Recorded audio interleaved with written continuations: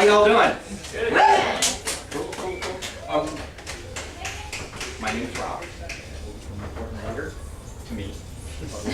You, how many here for the first time? Outstanding. I'm not the only one. Get a little nervous. I'm not the only one. You can't sit all the way back there. I'm going to do I'll explain why here in a minute. Would you like to help? Sure. That's good because you're sitting at the front row. Therefore, if I ask if you want to help, you have to say yes. I also accept, okay, sure, why not? My personal favorite, what the hell, I'm sitting here. I've gotten all of those. So would you hold your hand out for me? Take a look at those, make sure that those are solid. You make sure there's no tears, holes, rips. Be solid? Okay. Perfect. No, that's fine. I want you to be completely satisfied that there's nothing wrong with that scarf. These are good? Yep. You know why I had you look at these? She's not trustworthy. In my experience, if you hand a lady money and say, "What's this?" she'll say, "It's mine," put it in her pocket, you'll never see it again. For all of you who think I'm being sexist, I would like to point out that I told the joke after I got the coins back. We're slow, we're not stupid. I used to tell the joke first. This used to be a 12-piece set. So I had to change the way I was doing it. There are 3 things that we need to know in order for this to look magical. And I definitely want it to look magical. The first is the scarf. There are no holes in the scarf, correct? Big ones. Okay, don't tell me, tell them. There's a chance they trust you. No one in this room trusts me. Coins are solid metal. Yep. And actually, they're solid silver. Just, 1921 Morgan silver dollars. Something else I don't tell them when they're still looking at them. And the third thing, and the reason I use this scarf with all the holes, is so that you can actually see the coins inside the scarf. Okay? We good? So we can agree on those 3 things. Because if we can't agree on those 3 things, then that isn't magical. And that's coin number 1. Now coin number 2, and I should probably tell you that at this point, I've given away some of the plot. You saw me put 3 coins in. You saw me do something. I had 2 left. Okay? Which means you're probably going to see me do this at least 2 more times. This time though, since there's a trust issue, not only do you get to look at it, you can run your fingers across the coins so you can make sure that they're actually in there. I used to say you can reach out and touch it, but it led to some embarrassing moments, so I had to start quantifying what I was talking about. Once again, 3 things. No holes in the scarf, solid metal, and you can see the coins inside, correct? Because if you can't do that, then this part doesn't look magical. Now the last one is the hardest one. And it's the hardest one for a couple of reasons. The first reason it's the hardest is you all know what's coming. So you're going to watch me like a hawk because nobody trusts me at all now. The second reason it's harder is because I'm going to make it harder. I'm going to tie it up in there really tight. Welcome to the bondage portion of my show. If anybody's curious, my safe word is don't stop. Just really confusing, by the way. Okay? Okay? Put your hand up. This way a little bit. Perfect. Just like that. This is what's going to happen. I'm going to let go of this, the coin. It's going to spin. I'm going to snap my fingers. The coin's going to fall out and land in your hand. That's my job. Your job? Catch it. Okay? I trust you. Here we go.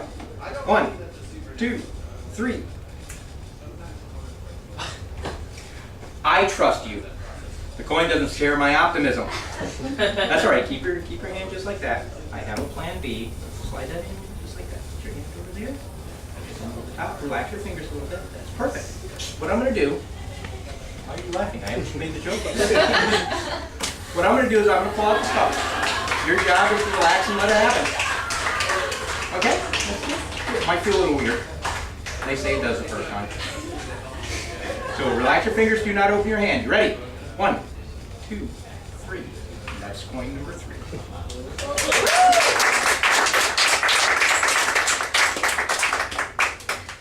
You guys like card tricks? Yes. Good, good. I know 327 of them. That gets us out of here about 5:30 a.m. Sunday.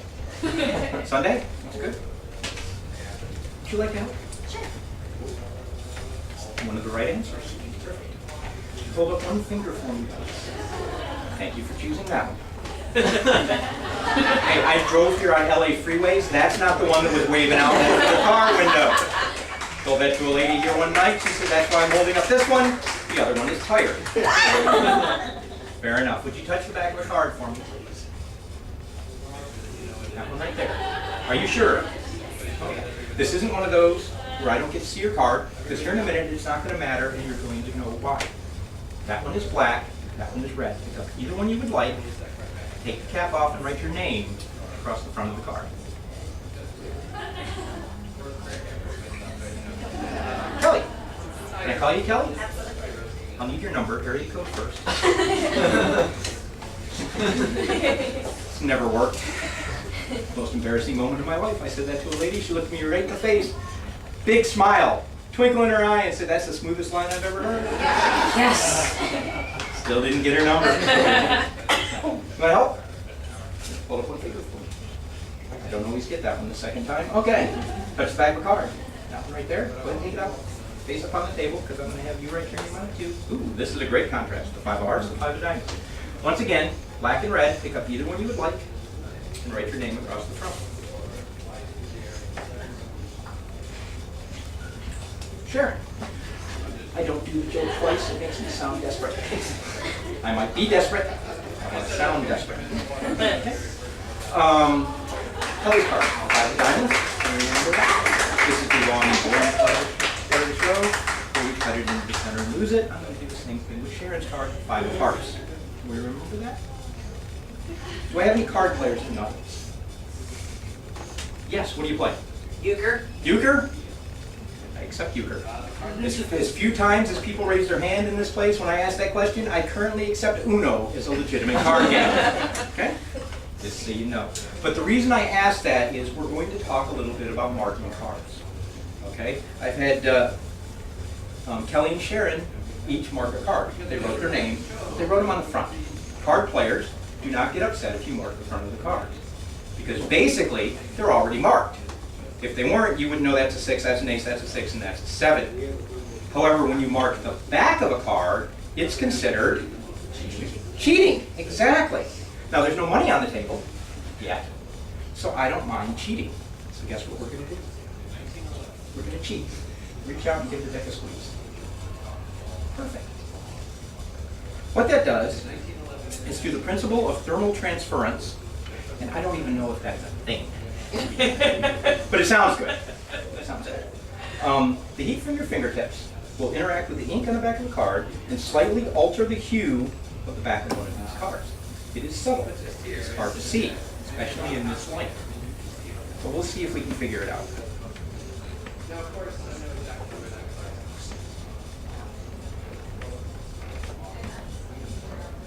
Does that one look darker to you than that one? No? It's probably not the card then. I told you it was subtle. It's really hard to see. The only one? Yeah, that looks like the only one. I know that you guys are laughing about that, but I'll be honest with you. I was doing this in here one night for a guy. I said, does that look different to you than that one? He said, how the hell should I know? I'm colorblind. Now, we are talking about marking cards, okay? You squeeze the deck. So if there's a blue card in this deck, there's a pretty good chance that it's yours.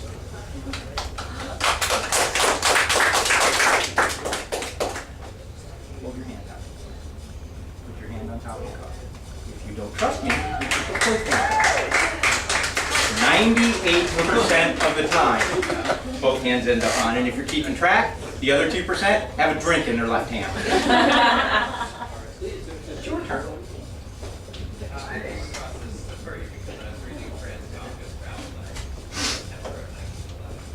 Once again, that fictitious thing that I call thermal transference.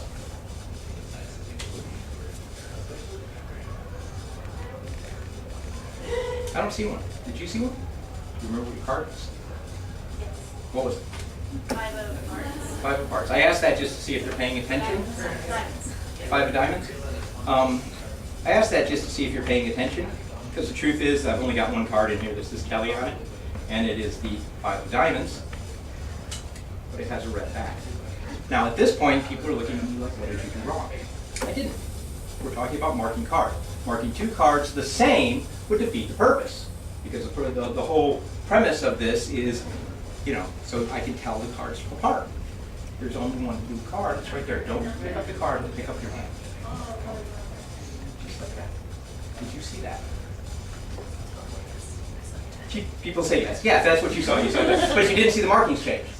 Because changing the markings on the back of a card, when people are staring at it, is very difficult. It's far easier in most cases to change the marking on the front of the card. Now, Karen, since that one's yours, there's a pretty good chance that one isn't. Why don't you slide it over in front? Kelly? Turn it over, see if your name's on the front.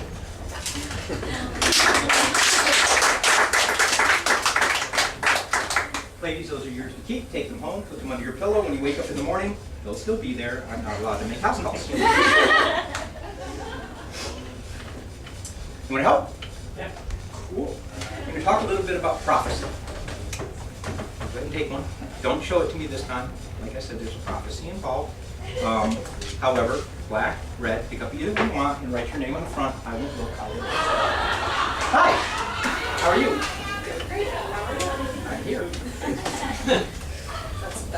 It gets back. I used to work in IT. A lot of the guys are 100% accurate and there's absolutely no help whatsoever. You done? Yep. Okay, put it back where you got it. Like I said, we're going to talk a little bit about prophecies. How many people here know who Nostradamus was? Yes, perfect. For those of you who don't know, Nostradamus was a 16th century physician, lived in the early to mid 1500s, and he wrote quatrains, prophecies. Now the interesting thing about the prophecies that Nostradamus wrote is if you were to get up in the morning, open them up like a newspaper while you're eating your Wheaties, and read through all 942 of his quatrains, it wouldn't make any sense. Okay? Until something happens that triggers it. That's when Nostradamus' quatrains make sense. I have a quatrain very similar to that. Now, the other thing you'll discover is that if you read Nostradamus' quatrains, they don't rhyme. A quatrain is actually a 4-line poem. The reason they don't rhyme is because you read them in English. They were originally written in French. I have a quatrain.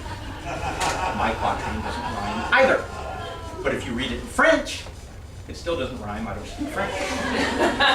What I would like you to do is we are in the middle of something. Okay? So unlike his, we're going to try to figure out what's going on as we read through the quatrain. So pick that up, open it up, read the first line of the quatrain only. It shall be chosen, and it shall be marked. It shall be chosen and it shall be marked. If you read that over your Wheaties this morning, it would make absolutely no sense whatsoever. However, here we are in the middle of a magic show where I have had you choose a card and write your name on it. Make sense? Very good. Next. It shall be lost amongst its kin. Meaning relatives. I put it in the deck and shuffle the deck out. So far, we're okay. What's the next one? It shall be found alone yet plain in sight. Alone yet in plain sight. Now we haven't done that yet, so now it's a little bit more ambiguous. That could mean a number of things. What's the 4th line? Let's see if that helps. Applause shall ensue. Well, that doesn't help any of you, but it's good for me. Let's go back to that 3rd line then. It shall be found alone yet in plain sight. That could mean any number of things. Instead of saying it could be a car. It could be hanging from the chandelier. But there is something else that's been in plain sight since the beginning of this trip.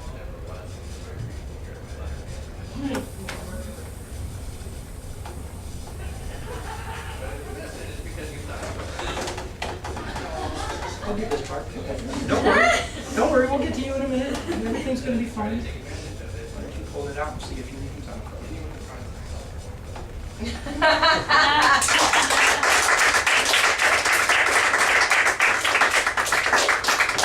I like the fact that even the 4th part of it came true.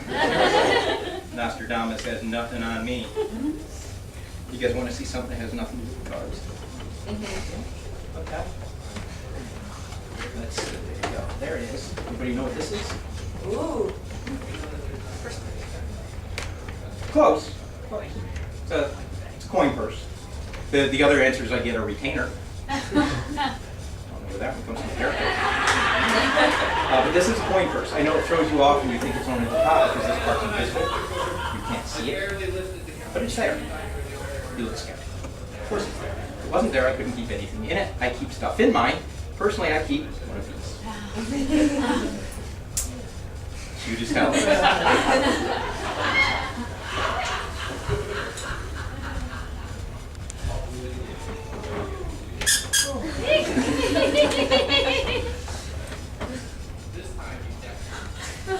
See the two spots? You gotta get right between them and that little white spot. If you push slowly, it won't work. You gotta push sharply. All right. If you're having trouble with the back, you can do the nose. Easier if you have one of these. Well, it is. I didn't say everything I was going to do was going to be magical. Now, did I? This is a sponge wrap. Sponge bunnies are slightly different. Sponge bunnies are slightly different than real bunnies. Three main ways. The first, their size. Sponge bunnies tend to be small. Then there's physiological makeup.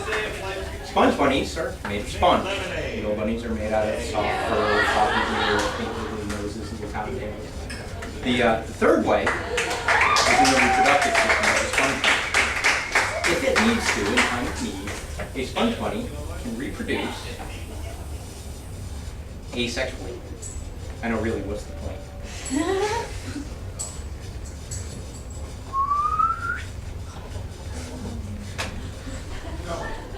These are my bunnies. This is George, and this is Jane.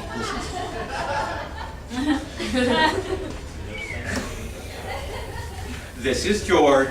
This, you gotta look really close.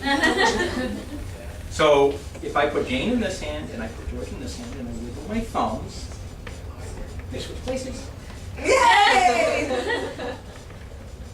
Fine. I have no idea how hard that is.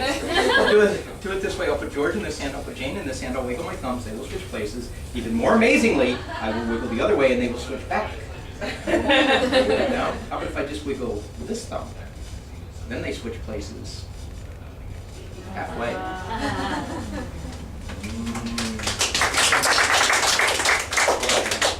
Put your hand up, just like that. I will take George, I will give you Jane, close your hand. Turn your hand over. Like that. I need the squeak. Now see, to us, this is one of the most annoying sounds in the world. Especially if you've ever heard it at 3 a.m. That's why this is in my pocket and not in my Cocker Spaniel's favorite chew toy. But to a sponge bunny, it's soothing. It's romantic. They love it. It makes them want to be together. Turn your hand over, open your hand up.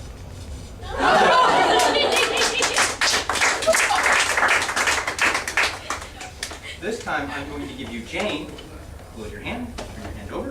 I will put George in my pocket. He is the less dominant of the two. The women always want to.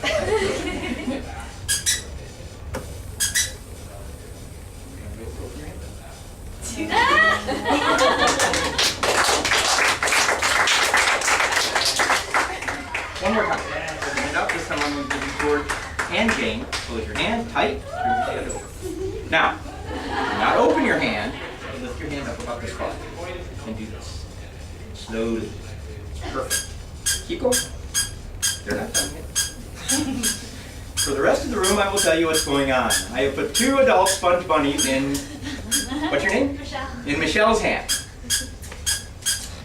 An area that they consider to be warm, dark, and cozy.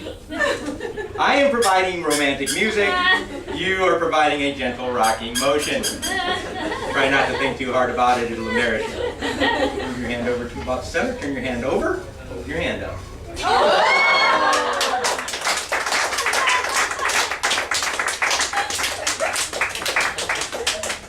You let it happen, you gotta name them.